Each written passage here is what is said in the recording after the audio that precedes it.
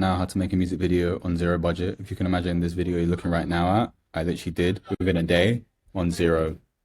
This is just me putting together like a tutorial to show you you don't need to have a budget. It's all about your ideas. I almost put out this song without a video because I was like, oh, I ain't got a budget. But I was like, what do I actually do if I actually hadn't, if I've got no budget to do anything?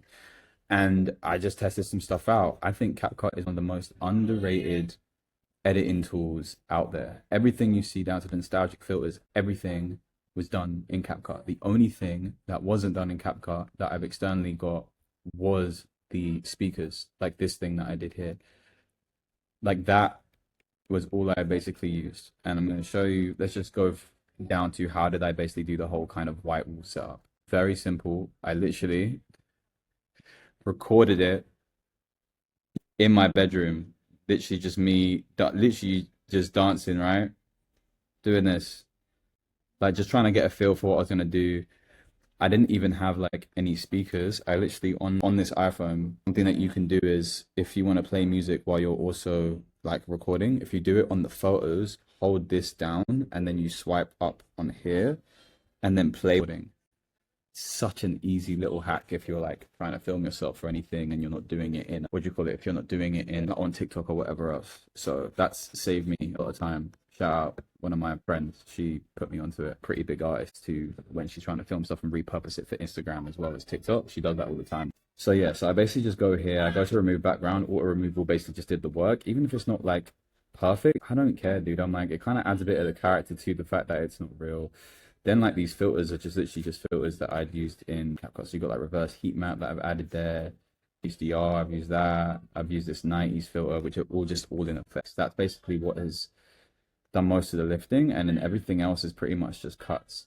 This bit with like the two of us here on the side is literally taken from a DJ set. We didn't even film it specifically for this. I just cut us out of like literally this DJ set thing. The zooms are all just keyframes that we've done. So basically, like if I click on, where is it? This. Basically, when you want to ever do like any zooms and whatever, you literally just click this button here at the start of your point, and then you go to the end of the point, and you basically just move the individual to where you want them to be. And I've just done that like hundreds of different times when I'm moving people around and stuff in the shot. So there's that. But like when it came down to like the speaker stuff, the reason it doesn't look like AI is because you have to like really actually know what you're looking for and to tell the thing exactly what you're looking for. Like you have to have the idea first. Like you don't just go in and be like, make me a music video. I feel like if I just did that, then this whole thing wouldn't have worked. So all I did was literally upload a screenshot of the white background and myself into Higgsfield. And then I basically just put in a prompt saying basically create this whole installation of the speakers and everything like that. You tell it exactly what you want and exactly what you don't want. And then it basically generated this image.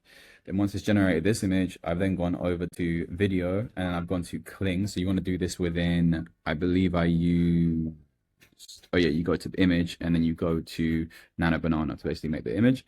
And then you take that frame, and then I just literally went into Kling, was it 3.0? Yeah, it was Kling 3.0.